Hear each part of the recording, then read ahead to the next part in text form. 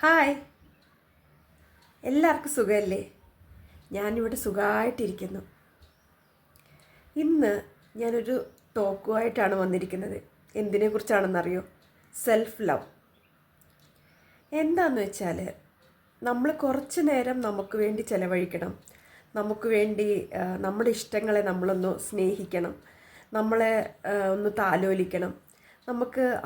നമുക്ക് വേണ്ട കാര്യങ്ങൾക്ക് വേണ്ടി നമുക്കിഷ്ടമുള്ള സാധനങ്ങൾ വാങ്ങിക്കുക, കഴിക്കുക, പുറത്തു പോവുക, അങ്ങനെയൊക്കെ ചെയ്യണം.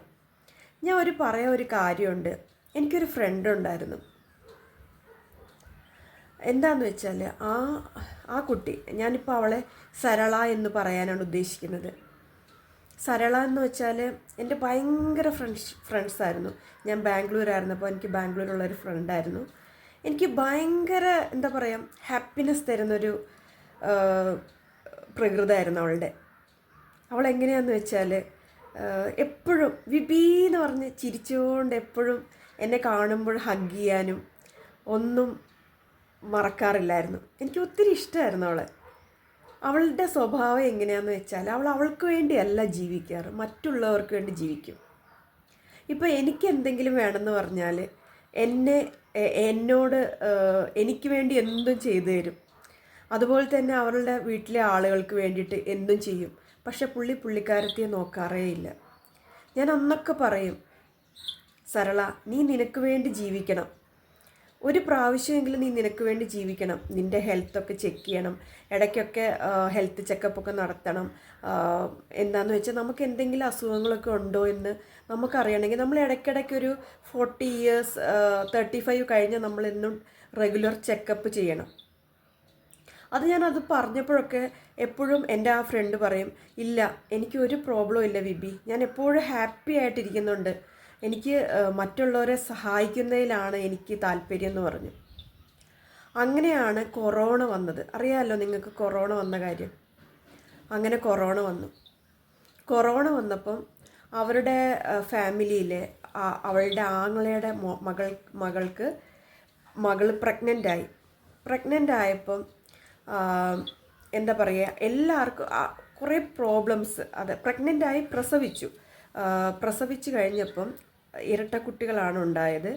അപ്പോൾ ആ കുട്ടികളെ നോക്കാനായിട്ട് ഹോസ്പിറ്റലിൽ പോകാനായിട്ട് ഈ കൊറോണ ടൈം ആകുമ്പോൾ എല്ലാവർക്കും ഹോസ്പിറ്റലിൽ പോകാൻ പേടിയാണ്.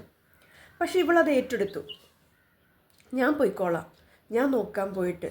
അങ്ങനെ രാപ്പകലില്ലാതെ ആ കുട്ടികൾക്ക് ആ കുട്ടികൾ NICUവിലാണ്. എന്നിട്ടും അവർക്ക് കാവലായിട്ട് അവൾ ആ NICUവിൻ്റെ പുറത്ത് ഇങ്ങനെ വെയിറ്റ് ചെയ്തുകൊണ്ടിരുന്നു. 1 വീക്ക് 2 വീക്ക്.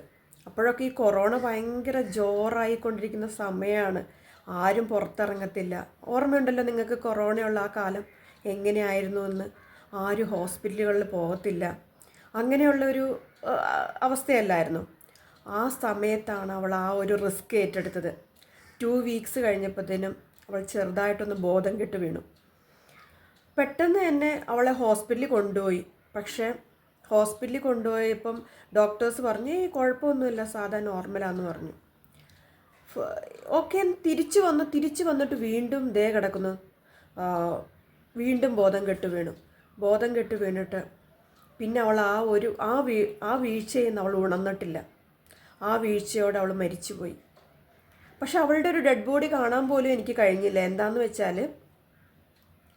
അവൾ കൊറോണ ടൈം ആയതുകൊണ്ട് പിന്നെ അവൾ ടെസ്റ്റ് ചെയ്തപ്പോൾ അവൾക്ക് കൊറോണ പോസിറ്റീവായിരുന്നു. അതാണ് അവളുടെ ആ മരണത്തിന് കാരണം. അതുകൊണ്ട് ബോഡി ഗവൺമെൻറ് കൊണ്ടുപോയി ദഹിപ്പിക്കുകയായിരുന്നു. അപ്പം എന്താണെന്ന് വെച്ചാൽ ഞാൻ പറയുന്നത്, എൻ്റെ ഓർമ്മയിൽ ഒരിക്കൽ പോലും അവൾക്ക് വേണ്ടി ജീവിച്ചിട്ടില്ല. അവൾ എപ്പോഴും മറ്റുള്ളവർക്ക് വേണ്ടി ജീവിച്ചു. പക്ഷെ ലാസ്റ്റ് ഇപ്പോൾ അവൾക്ക് എന്ത് ലഭിച്ചു? അവൾ പെട്ടെന്ന് തന്നെ ഇങ്ങനെ വീണു, തലകറങ്ങി വീണു, അവൾ മരിച്ചു ഇല്ലേ? അവൾക്കൊന്നും നേടിയില്ല. ഈ ജീവിതത്തിൽ തന്നെ അവളൊന്നും നേടിയില്ല.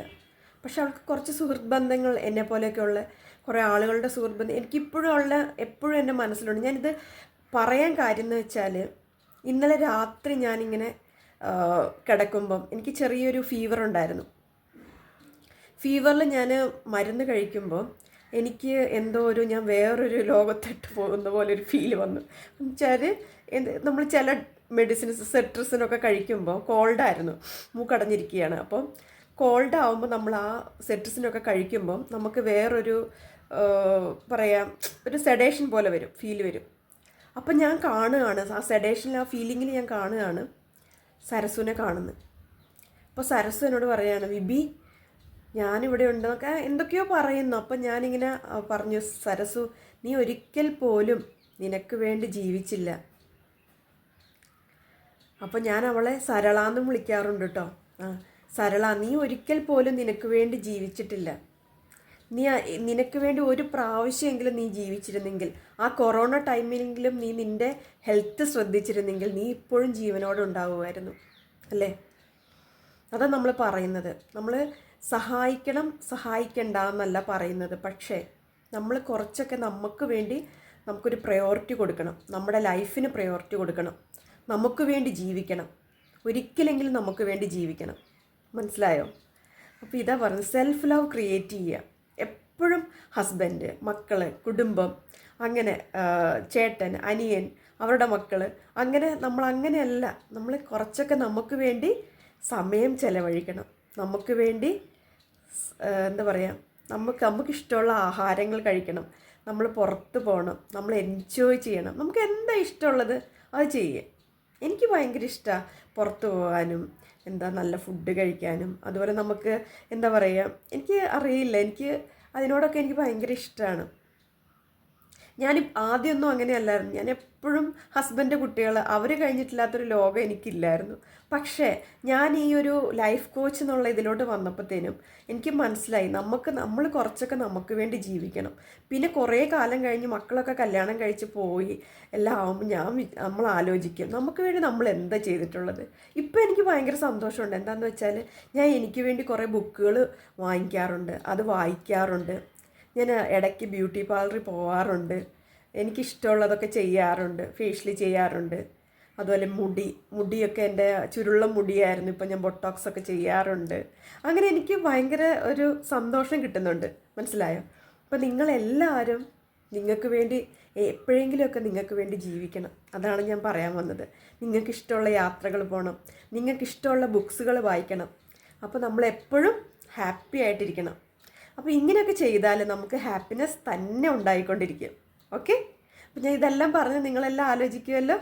അപ്പം നമ്മുടെ സരസുവിനെ നമ്മൾ ഇടയ്ക്കിടയ്ക്ക് ആലോചിക്കുക. സരസുവിനെ പോലെ ഒന്നും ആവാതെ നമ്മൾ കുറച്ച് പ്രയോറിറ്റി കൊടുക്കുക. ഓക്കെ? നമുക്ക് വേണ്ടി ജീവിക്കുക. Okay? Thank you so much. Keep going.